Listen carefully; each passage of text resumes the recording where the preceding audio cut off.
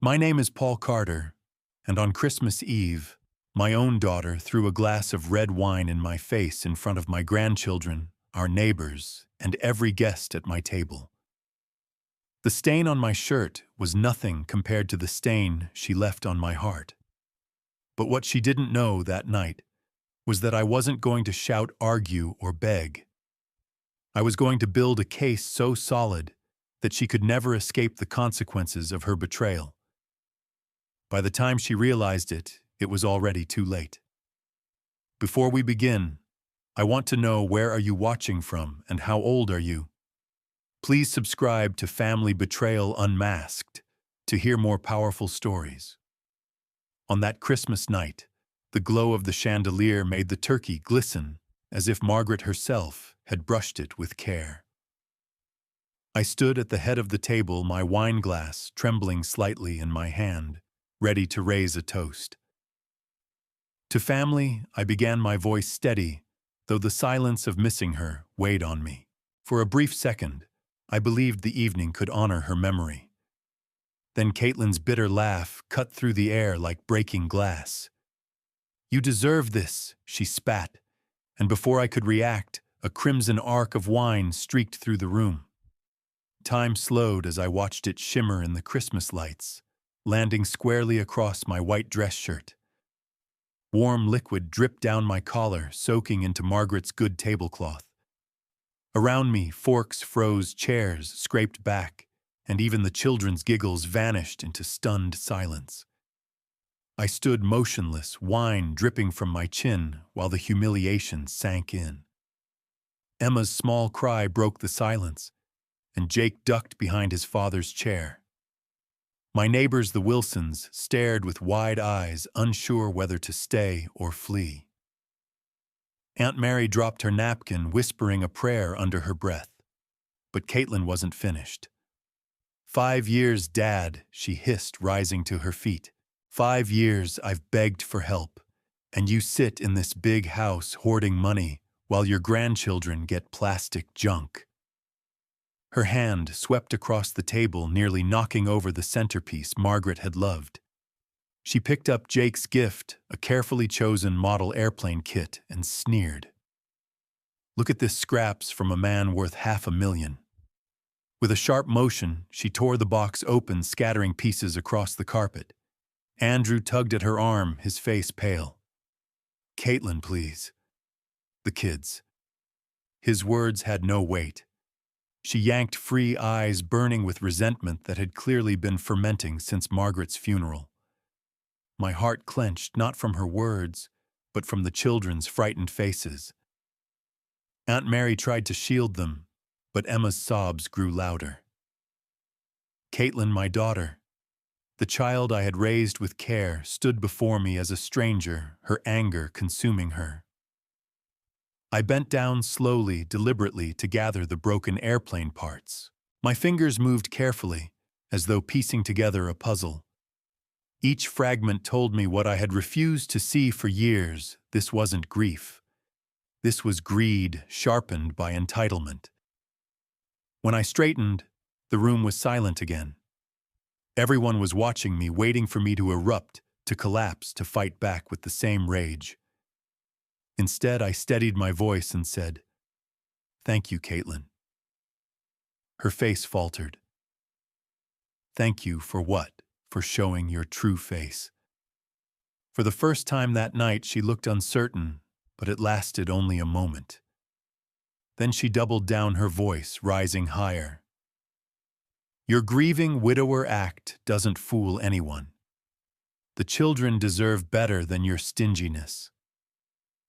I felt the sting of her words, but deeper than that, I felt clarity. The wine on my shirt was only proof. Tonight, Caitlin had exposed herself to everyone present, and I realized this was the beginning of something far greater than a ruined Christmas. Emma's sobs echoed across the dining room, her little voice trembling. "Mommy, please stop." Jake pressed his face into Aunt Mary's coat, peeking out with wide, frightened eyes. The turkey sat untouched, candles flickering nervously in the draft, as if the very house recoiled from the chaos. Caitlin. Andrew whispered again, his hand reaching for hers, but she shook him off violently. Not now, Andrew. Not when he needs to hear it. Her voice cracked like a whip. Do you know what it feels like to watch your children grow up with scraps while your father hoards money? Do you know what it's like to beg for help and be told to budget better? Her words cut sharp, aimed at me, but I could feel the sting ripple through the room.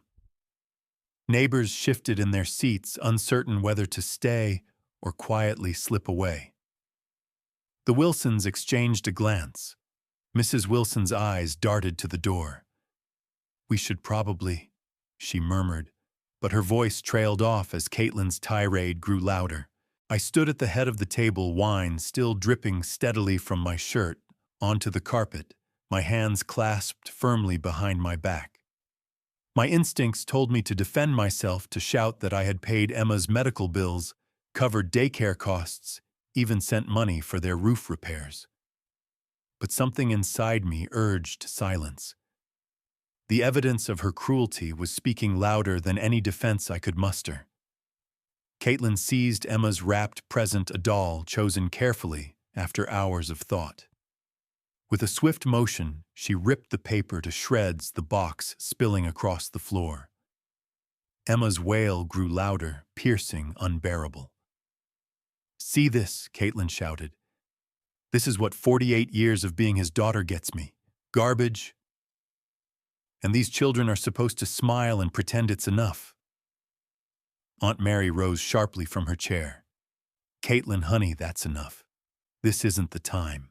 When is the time, Aunt Mary? When he's in the ground? When it's too late to matter? Caitlin's face twisted with bitterness, her voice so shrill the chandelier seemed to vibrate with each word. Andrew tugged her arm again, more desperately this time. Caitlin, please, let's take this home. But his eyes were not on her.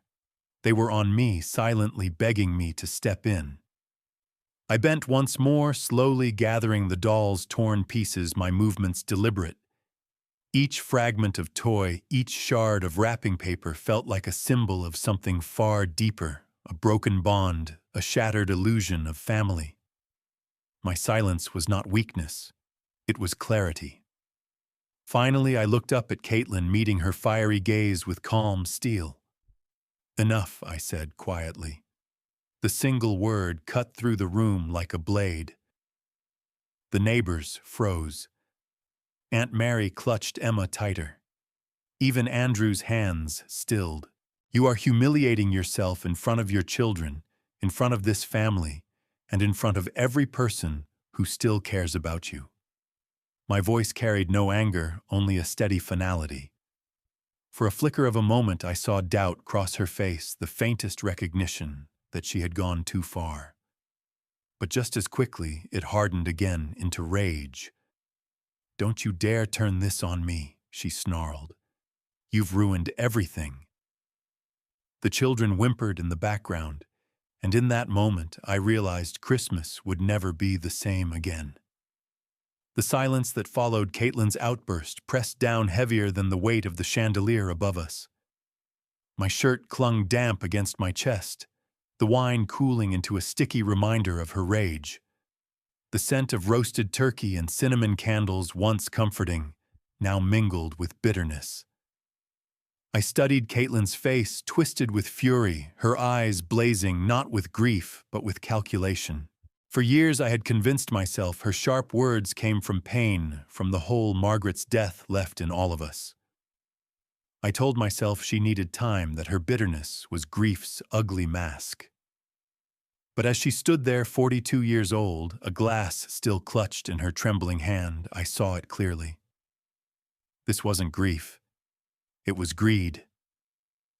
You've always loved money more than your family, Caitlin spat, pacing like a predator across the rug. Mom would be ashamed of you. Those words hit differently. Not because I believed them, but because they revealed her weapon of choice, Margaret's memory. She was willing to twist her mother's name, her legacy, to win this war she had declared. My jaw tightened, but my mind remained steady, observing, calculating. My engineer's mind could not help but dissect the details. The arc of the wine, the ruined gifts, the cracks, spreading through the family dynamic like stress fractures in steel. I glanced toward Aunt Mary, who was whispering softly to Emma, trying to calm the child's sobs. Little Jake clung to her side, his small fingers white-knuckled around her sleeve. The neighbors stood awkwardly by the doorcoats, half on, unwilling to witness more, but too shocked to leave. Everyone's eyes turned back to me, waiting. I realized then that Caitlin's anger had become a performance staged before an audience she wanted as her jury. Every accusation about credit cards, about cheap toys, about life insurance wasn't for me. It was to paint me as a miser, a villain in front of every witness. She wanted the verdict of shame. But shame is only effective if you accept it. And in that moment, I decided I would not. I spoke slowly, each word deliberate. Caitlin, I've excused your behavior for years. I told myself you were hurting. But tonight you've shown me who you really are. Her lips curled into a mocking smile. And who's that someone who values money more than dignity? Someone who destroys her children's Christmas to make a scene. Her smile faltered just for an instant, then hardened again. You're twisting this. I'm fighting for my family. No, I said quietly but firmly. You're fighting for yourself. The truth seemed to rattle her more than the wine had rattled me. She stepped back almost imperceptibly, as though my calmness unsettled her more than if I had shouted. And in that retreat, I saw something I hadn't seen before: fear. Not fear of me, but fear of exposure, of losing control of the story she wanted to tell. It was in that moment, standing in my wine-soaked shirt with broken toys at my feet, that I made my first resolution.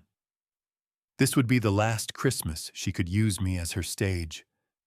The last time she would try to wield humiliation as her weapon. She had declared war, but she didn't know the kind of war I was capable of fighting, patient, precise, and impossible to escape. The clock in the hallway ticked louder than it ever had before, each second marking the distance between who Caitlin had been to me and who she had just revealed herself to be. My hand rested on the back of my chair, steady even as my shirt clung cold against my chest. I looked at her, the daughter I had once carried on my shoulders through snow, the little girl who used to beg me for ice cream after church. She stood before me now as a stranger, her rage consuming everything in its path. "Dad," she barked. Her voice pitched high with venom, "Don't look at me like that. Don't you dare act like I'm the problem. You've ruined this family." I let her words hang in the air, unchallenged. Around us, the children's whimpers mixed with Aunt Mary's soothing murmurs. The Wilsons lingered by the doorcoats, clutched to their chests, frozen between pity and disbelief. Andrew stood helpless, rubbing the bridge of his nose, his other hand jingling his car keys nervously. I straightened my shoulders. My voice, when it came, was calm but unyielding. "Caitlin, enough. You've embarrassed yourself. You've humiliated your children. You've turned this night into a spectacle for the neighbors. And you've shown me once and for all what truly matters to you." Her eyes narrowed, but I continued before she could interrupt. "You are no longer welcome in this house. You are no longer my daughter." The words seemed to shatter through the room like glass. Aunt Mary gasped audibly. Andrew froze mid-motion, his keys slipping from his fingers and clattering to the hardwood floor. The Wilsons exchanged shocked glances but said nothing. Even Caitlin herself seemed momentarily stunned, her mouth opening and closing without sound, like a fish pulled from water. "You can't." She finally managed, her voice rising desperate. "You can't just erase me like that. I'm your blood. I'm your only child." I shook my head slowly. Blood means nothing without respect, without gratitude. Tonight you've proven you possess neither. She stepped toward me, trembling, her voice cracking. You'll regret this. You'll die alone in this house counting your money while nobody cares." But her words no longer pierced. They bounced off the armor of clarity I had forged in the last hour. I glanced at Andrew. "Take your wife home, and don't bring her back here again." Andrew's eyes met mine for the briefest moment, full of weariness and perhaps a quiet understanding. He took Caitlin by the arm.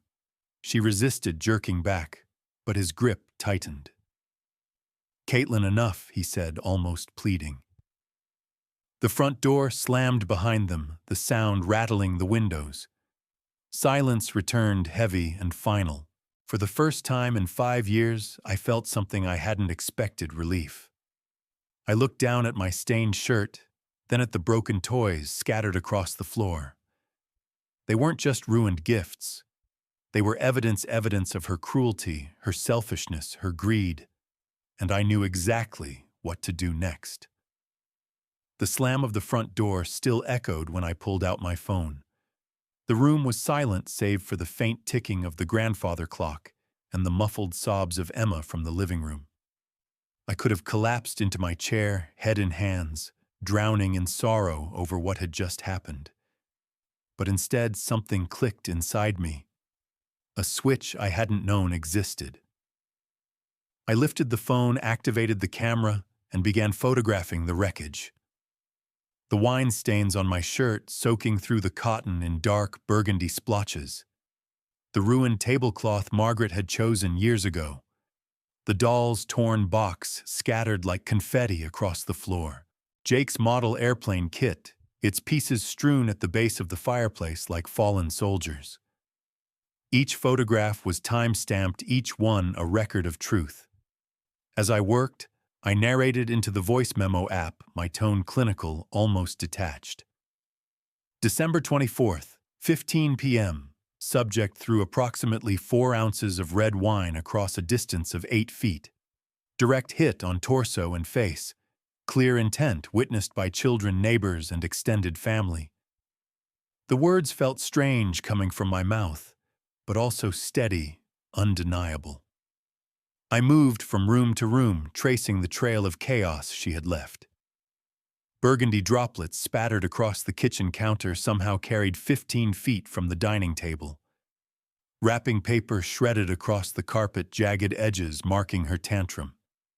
Even the hallway bore stains where her glass had sloshed during her tirade.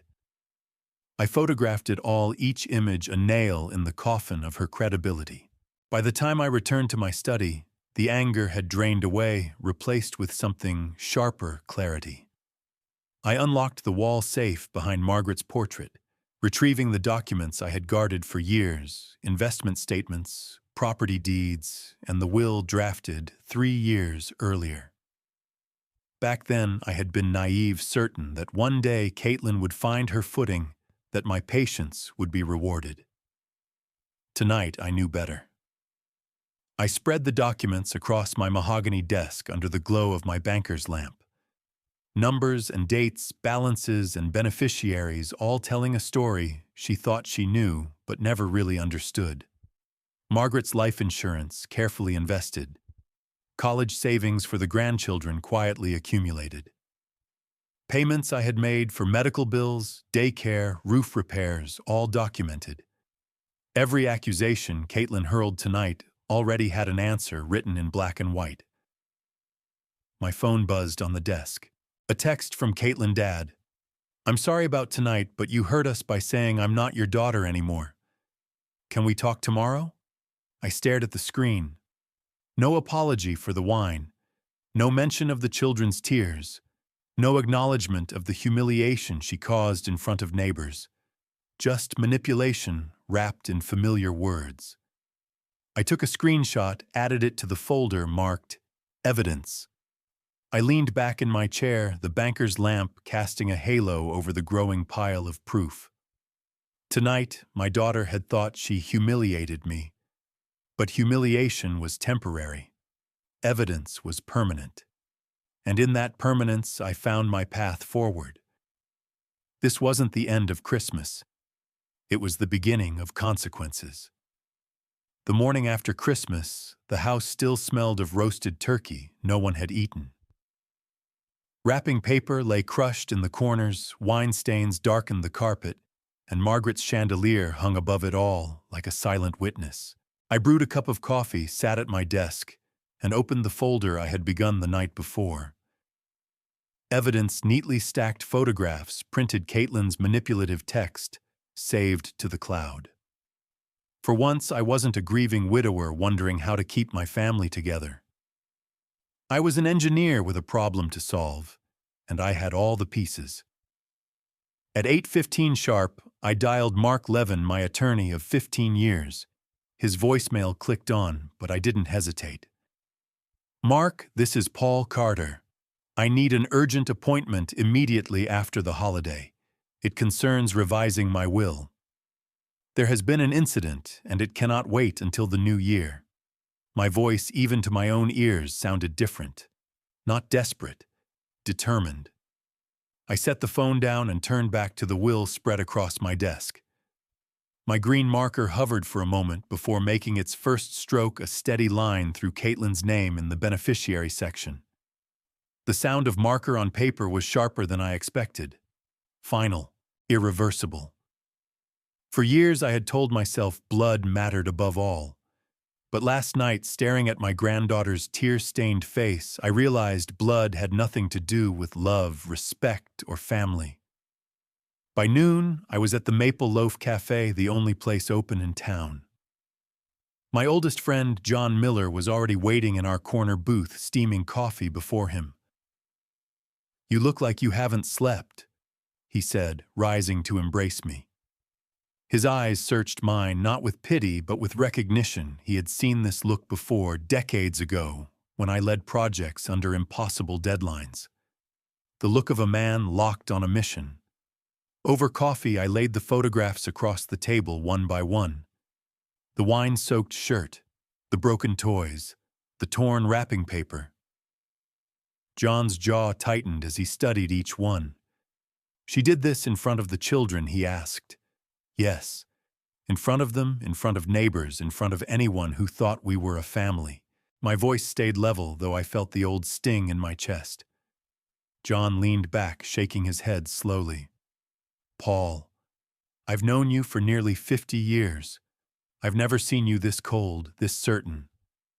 What's your next step?" I slid the crossed-out will across the table. "Complete disinheritance.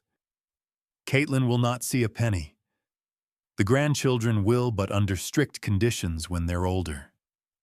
Respect and gratitude must be earned." John studied the paper, then looked at me with something close to pride. "It's about time you stopped letting her hold you hostage.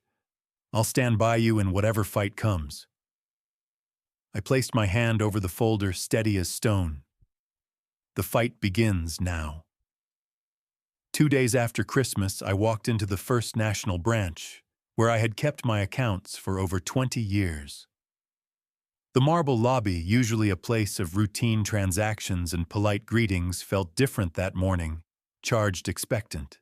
John insisted on coming with me, a steady presence at my side. "If you're digging into money trails, you'll want a witness," he'd said, and I didn't argue. Robert Mason, the branch manager, met us in his office.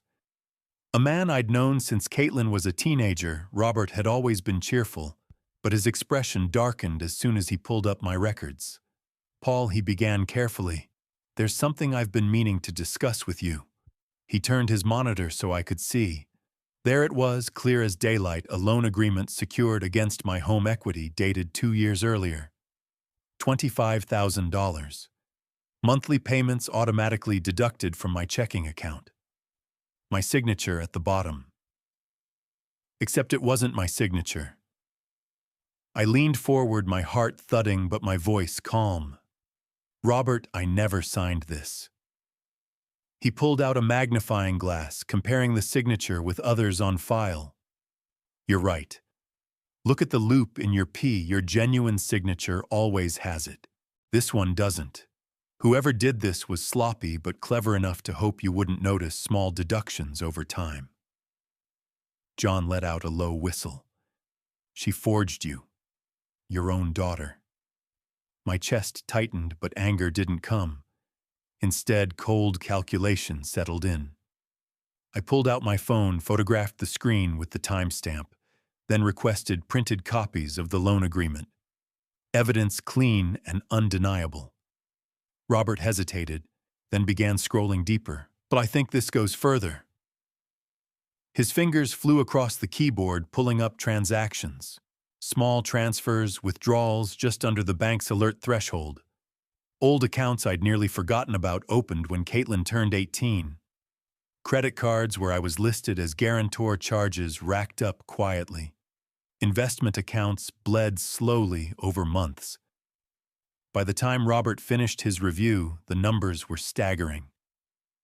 She siphoned roughly $47,000 over the last 3 years, all linked to forged documents or unauthorized access. I sat back in the chair, exhaling slowly. 47,000. My daughter hadn't just humiliated me at Christmas, she'd been robbing me blind for years, and yet in that moment I didn't feel defeated. I felt armed. Robert, I said, steady and firm, remove her from every account, every credit line, change every password, every security question, effective immediately. Add John Miller as my alternate contact and beneficiary. He nodded gravely. We'll also need to file a formal fraud report. This qualifies as criminal activity. The police will have to be involved. Good, I replied, gathering the printed documents into my growing folder of evidence. I want every copy of every forged signature, every unauthorized transaction. This isn't just financial fraud. This is a pattern, and I intend to expose it. As John and I walked out of the bank, the winter air bit against my face, but I welcomed its sting. Caitlin thought she had secured her inheritance with stealth and manipulation. Instead, she had handed me the rope that would tighten around her own neck. That evening back at my house, I sat in my study, staring at the pile of documents Robert had given me. Forged signatures, unauthorized transfers, quiet theft that had eaten away at nearly $50,000. It should have broken me, but instead it sharpened my resolve. The wine Caitlin had thrown was no longer the symbol of her betrayal. This was. The theft, the deception, the careful disguise of a daughter who pretended to struggle while secretly feeding off me like a parasite. Yet something gnawed at me. Robert had mentioned unusual logins on my accounts. I hadn't traveled, I hadn't logged in from different devices, yet the system flagged access at times when I was asleep. If Caitlin had been bold enough to forge signatures, what else had she done? The next morning, I called Alex Reed, a security consultant my lawyer had recommended years earlier. He arrived at my house with a briefcase of tools, young but sharp, with the precise calm of someone who lived in code and data. "Let's see what we're dealing with," he said, setting up his laptop. Within an hour, he showed me a network map of my Wi-Fi. "You've got several devices connected that don't belong to you," Alex explained, highlighting the screen. "And here's the interesting part. Most of the suspicious traffic is coming from inside your home." I frowned. Inside? What do you mean? He led me down the hall into the guest room. On the desk sat an iPad I had nearly forgotten about, one I'd bought years ago and rarely touched. Alex powered it on. My chest tightened as the screen lit up, filled with apps logged into my accounts, banking, email, medical records, even my calendar. "Someone configured this device to mirror your accounts," Alex said gravely. "They've been monitoring everything." I stared at the iPad, realizing the truth. Caitlin always stayed in that guest room when she visited. This was her window into my life, quietly running for years. Alex dug deeper, pulling up message threads. His eyes hardened as he handed me the device. "You should see this yourself." I scrolled through the texts between Caitlin and Andrew, my hands steady though my stomach churned. "Still waiting for the old man to kick the bucket," Caitlin had written. "Can't be much longer," Andrew replied. At least we know exactly what we'll inherit when the time comes, Caitlin added. If he doesn't change the will first, Andrew joked. That's why I need to stay in his good graces, Caitlin finished. There were dozens more stretching back 2 years. Casual discussions of my death, my money, my health, monitoring doctor's appointments, banking transactions, even my meetings with Mark. Alex looked at me carefully. This isn't just fraud, Mr. Carter. This is criminal surveillance. Stalking, identity theft, invasion of privacy. I nodded slowly, photographing every message, every login log, every shred of evidence. My voice when it came was unnervingly calm. Document it all. Every last piece.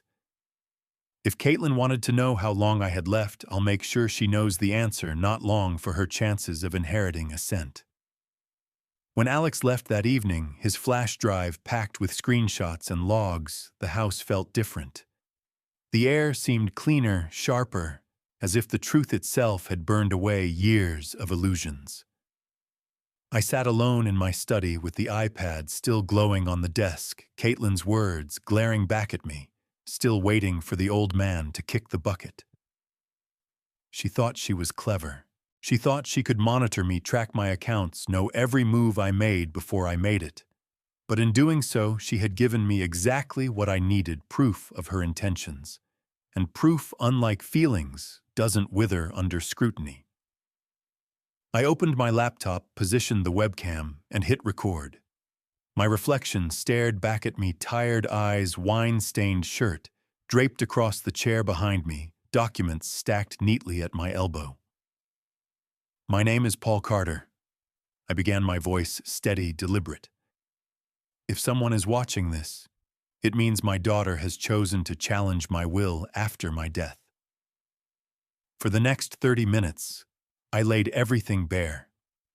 The wine thrown in my face on Christmas Eve, the humiliation in front of neighbors and grandchildren, the forged documents, Robert Mason's analysis, and copies of fraudulent loans, the iPad surveillance, the messages mocking my health and counting my inheritance before I was gone.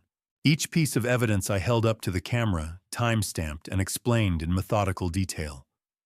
I have documented everything I said firmly, and I make this decision not out of anger, but out of necessity. Caitlin Smith is disinherited from my estate. She has abused, humiliated, and defrauded me for years. My grandchildren will have opportunities when they are older, but my daughter will not benefit from my life's work. I paused, leaning forward, looking directly into the lens. To those watching, know this, my decision is not emotional. It is rational, legal, and just. Caitlin showed her true character. I am simply honoring it. When I stopped recording, I uploaded the file to secure cloud storage and sent copies to Mark and John. Then I labeled a USB drive and sealed it in an envelope with instructions for my lawyer. Even if Caitlin tried to erase me digitally, this video would surface in court stronger than any testimony she could fabricate. My phone buzzed on the desk. Another text from her dad. Can we talk tomorrow? I didn't mean for things to go so far. We just need security for the kids. Still no apology, only a thin veil of guilt masking the same demand for money. I screenshotted it, added it to the growing file. As midnight approached, I leaned back in my chair, exhaustion tugging at me. But underneath it all was something new. For the first time in years, I wasn't reacting to Caitlin. I was leading, setting the stage. She believed she was watching me, but in truth, I was letting her watch me prepare the very rope she would hang herself with. The wine had been her opening move. The evidence would be my checkmate. 2 days later, I rode the elevator up to the 20th floor of Mark Levin's office. The glass walls framed a busy Boston skyline, but I hardly noticed. My folder of evidence rested on the seat beside me like a weapon, its weight both literal and symbolic. When the doors opened, John was already waiting in the reception area, his presence steadying me the way it always had. Linda, Mark's secretary, ushered us in. Mark stood behind his mahogany desk, my photographs and documents spread before him like exhibits at trial. He adjusted his glasses, scanning the timeline I'd prepared. Paul, this level of documentation is impressive. Not many clients hand me a case already stronger than most prosecutors bring to court. Engineering habits, I replied, lowering myself into the chair across from him. When something breaks, you analyze it piece by piece until you find the fault. Caitlin's fault lines are everywhere. For the next hour, Mark and I dissected every detail. The forged loan documents, Robert Mason's testimony, Alex Reed's forensic report on the iPad, the cruel text messages. Each item was cataloged, cross-referenced, stamped with time and place. Mark scribbled notes on his yellow pad, his tone increasingly confident. "We'll draft a new will," he said at last, with a comprehensive exclusion clause. Massachusetts law permits disinheritance based on demonstrable abuse and fraud, but challenges are common. That's why this evidence is vital. With your video statement, John, as executor and witness testimony from your neighbors, the case becomes nearly unassailable. John leaned forward, his weathered hands clasped tightly. "If Caitlin wants to fight, she'll be fighting both of us. I'll defend that will until my last breath." Mark nodded, clearly satisfied. "Good. I also recommend establishing a trust fund for Emma and Jake, accessible at 25 contingent upon documented respect and responsibility. It separates them from their mother's behavior while protecting your legacy." I felt something loosen in my chest at those words. Yes. They should have a chance to build lives untainted by her mistakes. Mark's pen scratched quickly. "We'll finalize the documents within 2 weeks. In the meantime, I strongly advise avoiding direct confrontation. Let her dig her own grave." I exchanged a glance with John, a grim smile tugging at the corner of my mouth. "Oh, she will. She can't help herself." When we stood to leave, Mark clasped my hand firmly. "Paul, I've handled hundreds of family disputes, but I've never seen someone so methodical in turning betrayal into protection. You've taken back control." In the elevator ride down, John studied me with a look I couldn't quite place. "You know," he said finally, "you're not the same man I sat with on Christmas Eve. That man was broken, begging for peace. This man—" He shook his head almost in admiration. "This man is dangerous in the best way." I let out a slow breath, the city lights flickering below. Maybe that's what it took John. Losing the illusion of family to finally protect what really matters. As the doors opened to the winter air, I realized the truth of his words. I had crossed a threshold. The grieving widower was gone. In his place stood a strategist armed with evidence allies and a plan Caitlin couldn't possibly see coming. It was a cold February afternoon when I heard the slam of car doors outside my house. I pushed aside the curtain in my study and saw Caitlin's SUV parked crooked at the curb. She stepped out, her face twisted with fury, gripping a poster board scrawled in thick red marker. My chest tightened, but not with fear, with certainty. She was about to hand me more evidence. Within minutes, she was pacing the sidewalk, her voice rising above the quiet of the neighborhood. "My father betrayed his family," she screamed, holding the sign high. "My father is a heartless man." The words were jagged, almost childlike in their lettering, but the venom in her tone carried. I picked up my phone, pressed record, and aimed the camera through the window. Each step she took was documented. Every scream was logged. This wasn't humiliation for me, it was a gift. Neighbors began to appear. Curtains twitched. Mrs. Wilson stepped onto her porch, her phone already recording. 2 houses down, a teenager held up his device live streaming. The quiet street became a stage, and Caitlin was the performer, her own rage turning the audience against her. "He has $500,000 and won't give his grandchildren a dime," she shouted. Her voice cracked, desperation leaking through the anger. "What kind of father abandons his own flesh and blood?" Mrs. Wilson shouted back, her voice steady. "We read about you in the paper, Caitlin. The financial fraud charges, the forgery. Don't stand here and pretend you're the victim." Caitlin spun around, her sign wobbling in her hand. "Lies, all lies.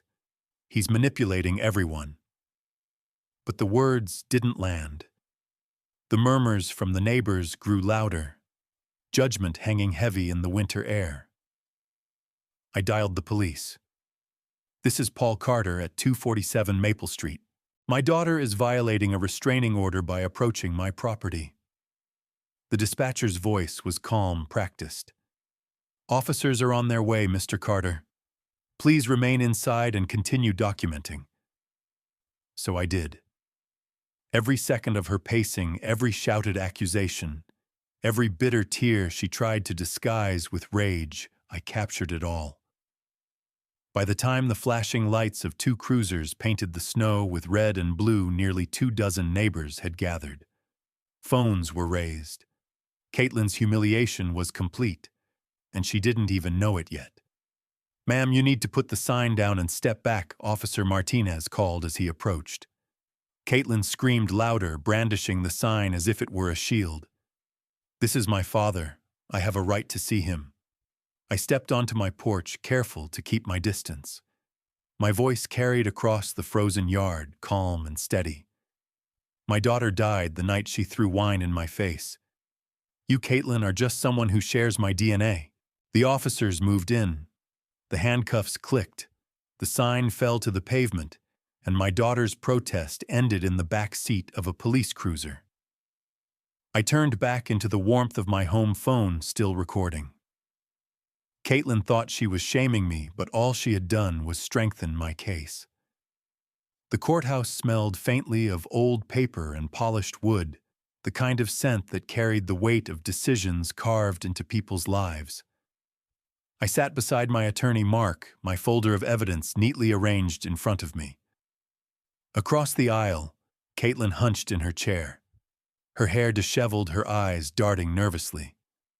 Her lawyer shuffled through a pathetically thin file, clearly unprepared for the storm about to break. Judge Thompson entered, her black robe swaying as she took her seat. A woman in her 60s, she radiated authority with a single glance. "We are here to address challenges to the will of Paul Carter and charges regarding violations of a restraining order," she announced. Mark rose first, his voice calm, steady, practiced. "Your Honor, what we present today is not a family squabble but systematic elder abuse, emotional manipulation, financial fraud, public humiliation, and invasion of privacy." He gestured to the exhibits already lined up, photographs of my wine-soaked shirt, the broken toys, the destroyed Christmas table. The projector flickered to life, displaying each image for the courtroom. Murmurs rippled through the spectators. Caitlin's lawyer tried to object. This was a heated holiday dispute. Mark cut him off smoothly. "A dispute does not involve forged signatures on loan documents."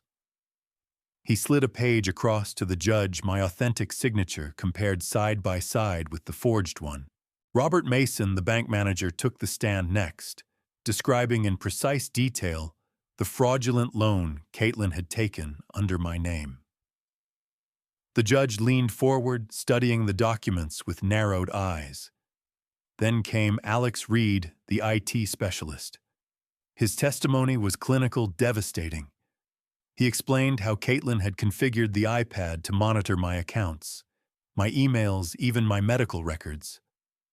Screenshots of her private messages with Andrew appeared on the courtroom screen, still waiting for the old man to kick the bucket. Gasps erupted from the gallery. Caitlin shrank in her chair, her face pale. Her lawyer stammered. My client was under stress, grieving her mother. Stress does not excuse surveillance, forgery, and theft. Judge Thompson interrupted sharply. Proceed. Finally, John Miller took the stand, his voice rough with emotion. He described Christmas Eve in vivid detail, the wine flying across the table, Caitlin's destruction of her children's gifts, her tirade about money. I've known Paul for nearly 50 years, John concluded. He was broken that night, but not angry, determined. She didn't just humiliate him, she humiliated herself. Mark rested his hand on my shoulder. Your Honor, the evidence speaks for itself. This is not merely a matter of inheritance. This is about protecting a man from systematic abuse at the hands of his own daughter. The judge turned her gaze toward Caitlin, who stared at the table, refusing to meet anyone's eyes. The weight of the room had shifted. The accusations she once screamed so freely now lay crushed under the undeniable force of documentation. And I knew we were only halfway through. The air in the courtroom thickened as Alex Reed remained on the stand, the projector screen frozen on Caitlin's private messages. Even after everything I'd seen, hearing them spoken aloud in that sterile chamber carried a force I hadn't anticipated. Mark adjusted his glasses and nodded to Alex. Please read the next portion of the conversation between Caitlin Smith and her husband, Andrew. Alex scrolled. His voice was calm, professional, but every word landed like a hammer. Still waiting for the old man to kick the bucket. Can't be much longer. At least we know exactly what we'll inherit when the time comes. Gasps echoed through the gallery. The clerk at the side table stopped writing for a moment, stunned. Even Judge Thompson's lips pressed into a tight line, her eyes narrowing as she studied Caitlin. Mark gestured for Alex to continue. If he doesn't change his will first, Andrew had typed. That's why I need to stay in his good graces, Caitlin had answered. The gallery buzzed with whispers until the bailiff barked for silence.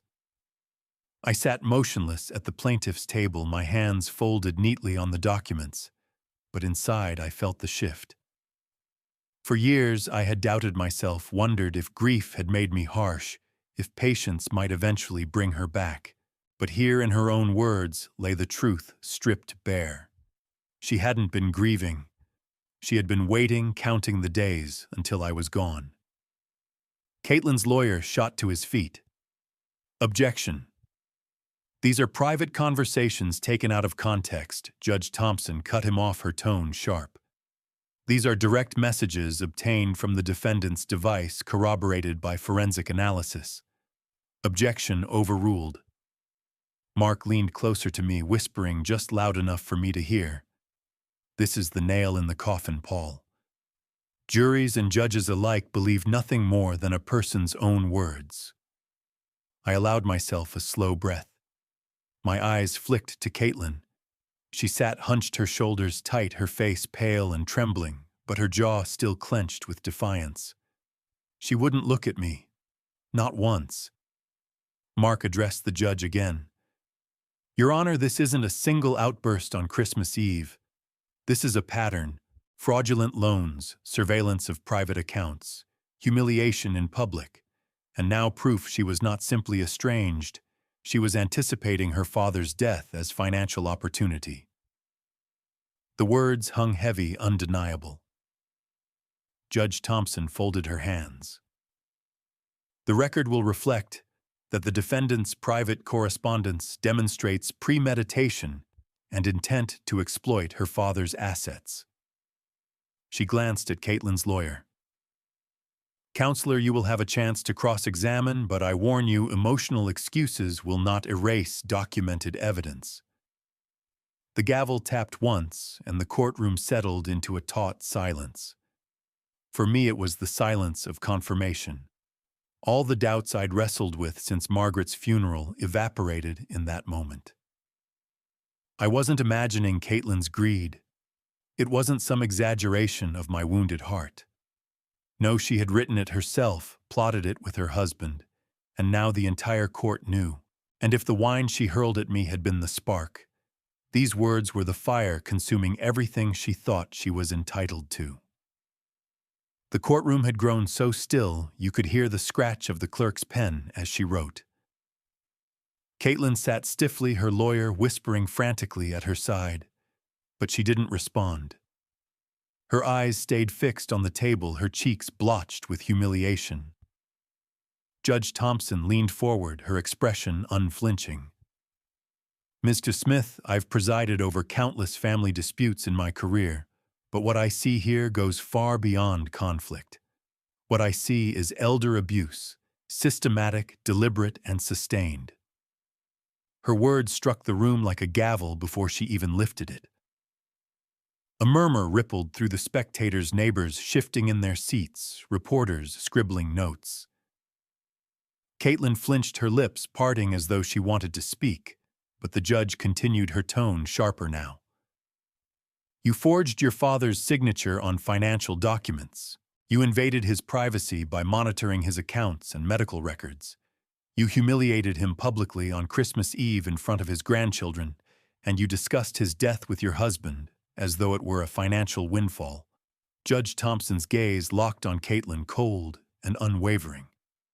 "This is not the behavior of a grieving daughter. This is exploitation." Caitlin's lawyer shot up again, the desperation edging his voice.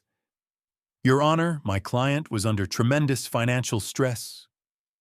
"Stress," the judge snapped, silencing him with a raised hand. "Financial stress does not justify fraud. It does not excuse surveillance. And it certainly does not erase the cruelty displayed here." The weight of her words pressed against me like a heavy blanket, but it wasn't suffocating. It was relief. For years, I had carried the burden of Caitlin's accusations, letting her twist my patience into weakness. Now, in the one place where truth mattered most, her mask was torn away. Mark stood, his voice calm but resolute. "Your Honor, given the overwhelming evidence, we request full validation of Mr. Carter's revised will, legal fees awarded, and continued enforcement of the restraining order. We also request recognition of the trust fund he has established for his grandchildren to ensure they are protected from their mother's influence." Judge Thompson nodded. "That will be taken into consideration." She turned back to Caitlin, her tone softening, though it cut no less deep. "Ms. Smith, the saddest part of this case is not the money. It's the children, two young souls forced to watch their mother destroy Christmas, humiliate their grandfather, and drag them into her greed. They deserve better. And so does he." Caitlin finally looked up, her face wet with tears, though they came too late. He turned his back on me, she tried, her voice trembling. "No," Judge Thompson interrupted, her voice final. "You turned your back on him." The gavel struck once, the sound reverberating like thunder. The tide had turned completely. Caitlin's protests were drowned beneath the law, her manipulations exposed, her defiance reduced to silence. And for the first time since Margaret's funeral, I felt a weight lift off my chest. Justice wasn't just possible, it was happening right before my eyes. When the gavel struck for the final time, it felt less like a sound and more like a release. 3 bankers' boxes of evidence sat at our table, neatly stacked, every page another nail in Caitlin's coffin. Judge Thompson's ruling was clear, my will was fully validated. Caitlin's challenge dismissed, my legal fees awarded, and her restraining order extended. She would walk away with nothing. Reporters in the gallery leaned forward, scribbling notes, whispering headlines to one another. The story of the wine-throwing daughter and the father who fought back had already taken on a life of its own. Cameras waited outside the courthouse doors, hungry for a statement. I gathered my papers slowly, deliberately, each movement purposeful. Across the aisle, Caitlin slumped in her chair, her shoulders rounded, her face pale. For once, her mouth was shut. She didn't look at me. She couldn't.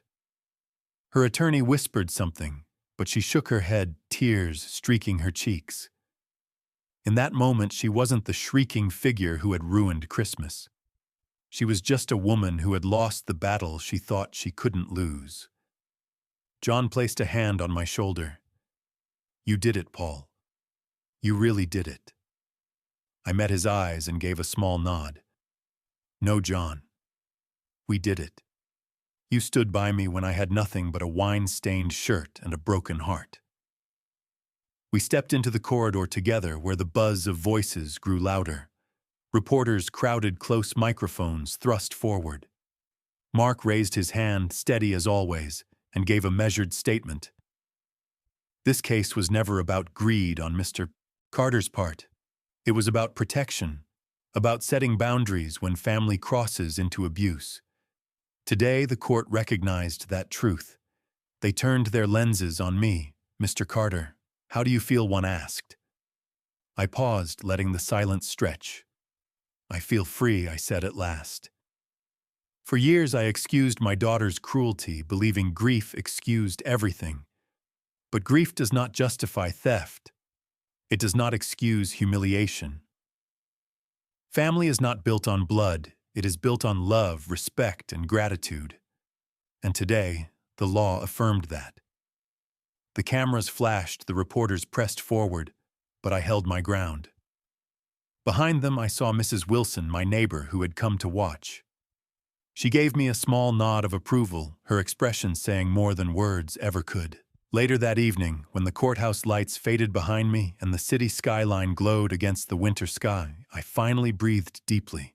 For the first time in years, I wasn't bracing for Caitlin's next outburst, her next demand, her next manipulation.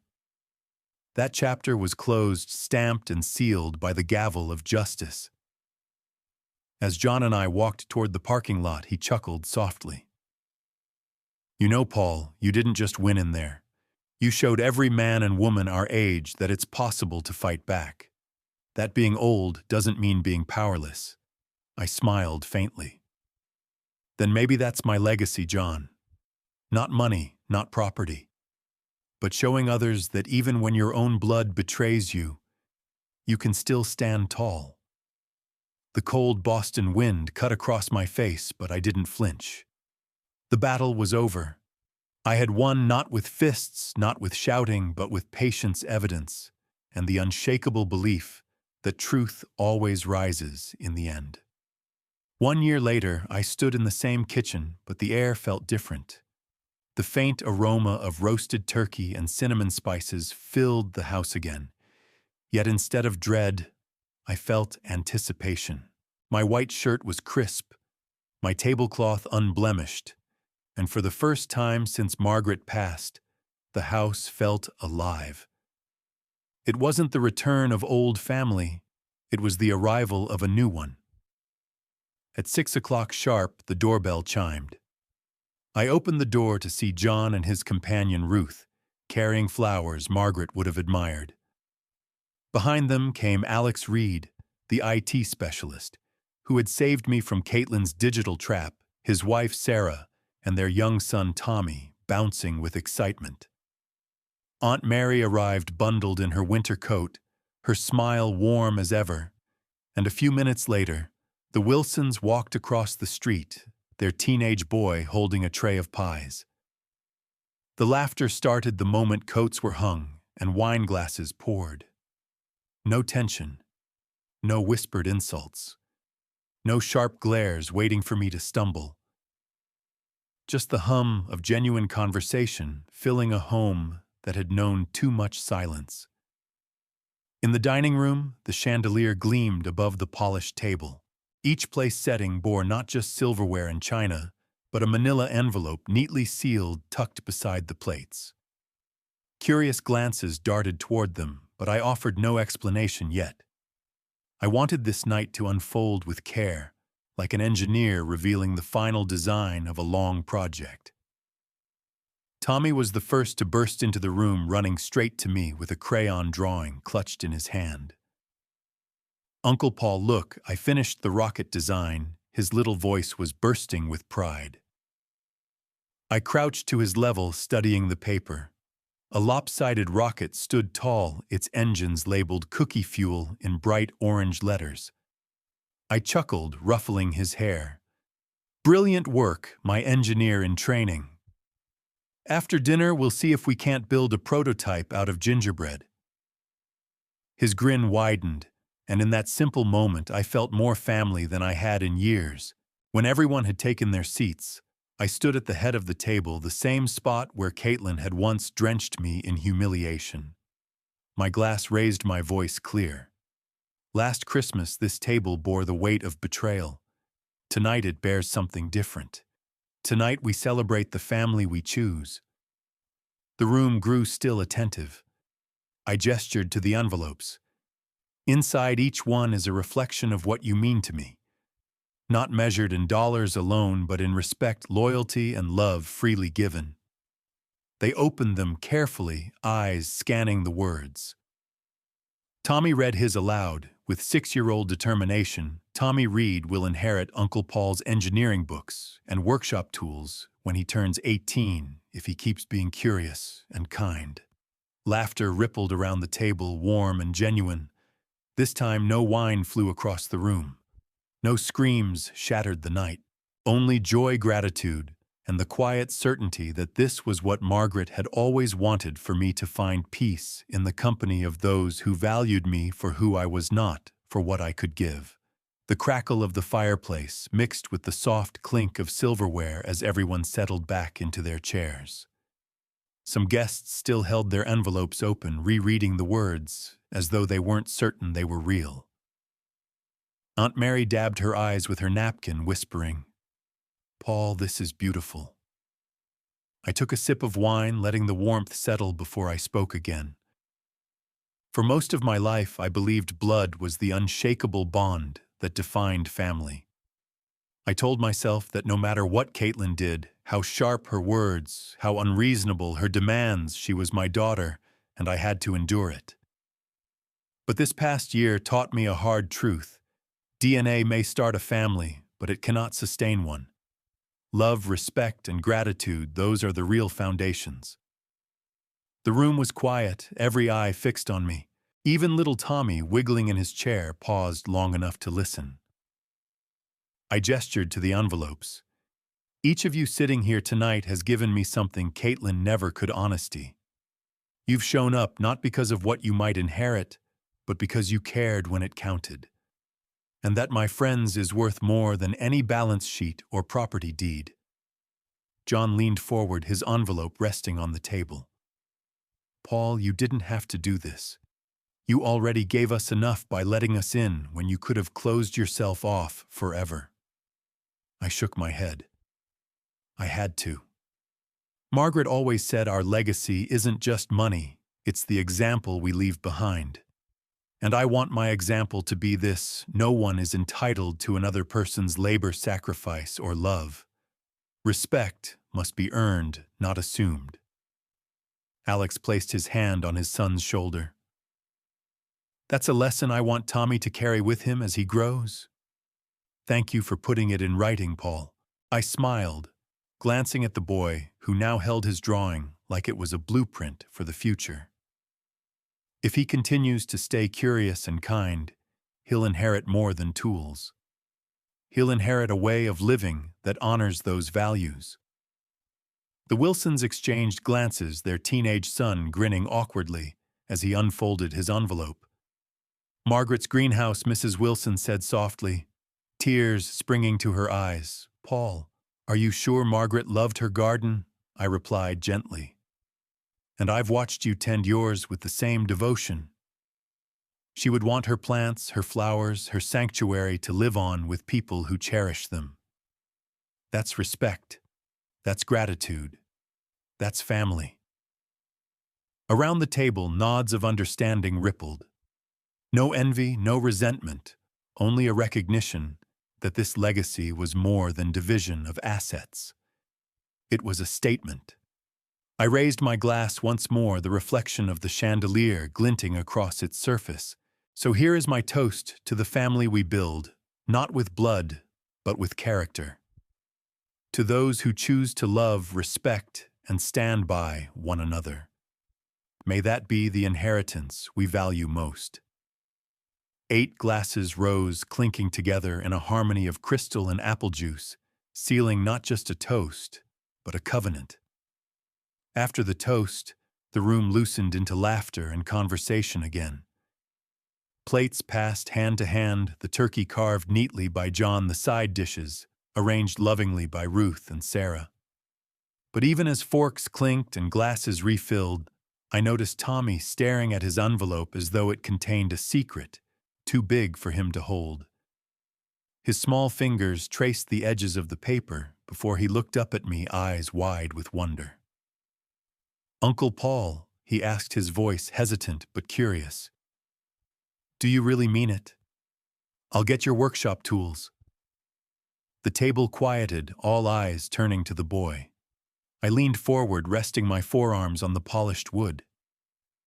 "Yes, Tommy, when you're old enough, those tools will be yours. But not just because I said so. Because you've shown me something rare, curiosity and kindness. You don't just want to build things, you want to understand them. And more importantly, you care about people while you do it." Tommy grinned, holding up his crayon rocket drawing. "Then I'll build lots of things. Rockets, bridges, maybe even houses. But I'll always use cookie fuel first." The table erupted in warm laughter. I reached out, tapping the drawing gently. "That right there, Tommy, is why I know you'll do great things. Not because you'll inherit tools, but because you carry imagination and joy wherever you go. Those tools are just instruments. The real legacy is what you create with them." Sarah wiped her eyes, her hand resting protectively on her son's shoulder. "Paul, you'll never know what this means. He talks about you every week, about your stories of engineering and your patience with him. You've become more than just a neighbor, you're family to him." I nodded, swallowing against the lump rising in my throat. "And he's become family to me. He reminds me of why I worked so hard all those years. Not to stockpile money, not to measure my life in dollars, but to pass on the values that truly matter." The Wilsons smiled knowingly, their teenage son chiming in. "You're teaching us all something, Mr. Carter. Even me." I chuckled. "Then maybe that's the point. Legacy isn't about what we leave for people. It's about what we leave in people. Curiosity, kindness, gratitude, those are the real inheritances." Tommy puffed up his chest, clutching the envelope close as if it were treasure. "I promise I'll keep being curious and kind," he declared solemnly. "That way I'll deserve it." The table broke into applause, the sound blending with the crackle of the fire. And in that moment I felt Margaret's presence more strongly than I had all year. She would have loved this, watching a child's eyes light up at the promise of responsibility, seeing joy bloom where bitterness had once tried to choke out hope. I raised my glass toward Tommy. "To the next generation of dreamers and builders. May they inherit more than wealth. May they inherit wisdom." 8 voices echoed back, sealing the promise in laughter and love. As I looked around the dining room, I couldn't help but let my mind drift back to the year before. Same chandelier, same polished table, same carved chairs Margaret had chosen so carefully. But what a different scene it had been than wine flying across the room, children crying, neighbors frozen in disbelief as Caitlin turned Christmas into a spectacle of rage and greed. The memory was sharp, vivid, painful. And yet it only made tonight more powerful. Now, instead of screams, laughter filled the air. Instead of broken toys on the floor, gifts were unwrapped with joy and gratitude. The Wilson boy passed slices of pie-cracking jokes that sent Aunt Mary into fits of laughter. Alex and Sarah debated over whose stuffing recipe was better, while Tommy insisted loudly that both tasted perfect. John leaned back in his chair, Ruth's hand resting on his eyes twinkling as he watched me with quiet pride. The house itself seemed to breathe differently. Where bitterness once clung like smoke warmth now radiated from every corner. Even the walls which had echoed Caitlin's shrill accusations now hummed with the sound of genuine belonging. I could almost imagine Margaret's spirit moving through the room, approving each detail, the flowers Ruth had arranged on the mantel, the children's laughter ringing through the halls, the faint strains of carols playing softly in the background. I stood for a moment, letting the contrast wash over me. 1 year ago, I had been humiliated in front of everyone I loved. I had gone to bed that night, wine-stained, broken, and unsure of what future remained for me. Tonight I felt taller, stronger. Not because of wealth or victory in court, but because I had finally understood something I should have known long ago. Family is not defined by who shares your name, but by who shares your values. Paul Ruth's gentle voice pulled me back. "Are you all right?" I smiled, faintly, nodding. "More than all right. I was just remembering." John chuckled, raising his glass. "Last year was chaos. This year is redemption." The words struck me, and I lifted my own glass. Yes, redemption. This house once echoed with cruelty, but tonight it echoes with gratitude. That's the greatest change of all. Across the table, Aunt Mary reached for my hand. "You made the hard choice, Paul. You set boundaries. And look what came from it, a family you can trust." I squeezed her hand gently. For too long I confused endurance with love. I thought tolerating disrespect was the same as keeping peace. But peace isn't silence. Peace is sitting here tonight surrounded by people who show respect freely without being asked. The chandelier glowed above us, casting its light across the table. 1 year ago, it had shone down on betrayal. Tonight, it illuminated something Margaret would have been proud of: joy, resilience, and a legacy built not on entitlement, but on choice. And as laughter bubbled up again, I realized the house itself was no longer haunted. It was home. As dinner plates were cleared and the last crumbs of pie vanished, I rose slowly from my chair. The room quieted, conversations fading into expectant silence. The chandelier above caught the rim of my glass, scattering light like a constellation across the table. I glanced at every face: John and Ruth, Alex and Sarah, with little Tommy, Aunt Mary, the Wilsons, all of them waiting not with tension, but with warmth. 1 year earlier, this same moment had been shattered by Caitlin's rage. A toast turned into an ambush wine hurled across my shirt gifts, torn apart before frightened children. That night ended with silence broken only by sobs. Tonight I wanted the silence to mean something different. I cleared my throat, steadying my voice. I've spent much of my life believing family was something fixed, something guaranteed by blood. I thought it was unbreakable no matter how poorly one treated it. But the last year taught me a lesson I wish I'd learned sooner. Family isn't inherited. Family is earned. A hush settled, deeper eyes fixed on me. Caitlin believed being my daughter meant entitlement, money, property, comfort, regardless of respect or gratitude. She was wrong. And in her downfall, I discovered something extraordinary. True family is not about DNA. It's about the people who choose to stand with you, who show up without expecting a reward, who treat love as a gift, not a transaction. Tommy leaned forward, his small hand cupping the rocket drawing he'd left on the table. His eyes gleamed, and in them I saw hope, not entitlement, not greed, but wonder. That single look was worth more than every dollar Caitlin ever demanded. I lifted my glass higher. So tonight I toast, not to loss, but to gain. To the family I built by choice. To the friends who became brothers and sisters. To children who will inherit not just tools or funds, but lessons in respect and kindness. To a legacy Margaret would be proud of, because it's not about what I leave behind in wealth, but what I leave behind in love. Glasses rose one by one, crystal chiming against crystal, the sound sharp and clear like a bell ringing through the night. Even Tommy clinked his apple juice glass against mine solemnly, as if sealing a pact. Laughter followed, swelling, naturally spilling into the corners of the house that once held only grief. It was the sound of life, of renewal, of redemption. For the first time in years, I felt truly alive, standing not as a humiliated widower, but as a man reborn through resilience. As I sat back down, I looked around the table and whispered to myself words. Margaret once said, "Love is the only inheritance that multiplies when shared." Tonight proved her right.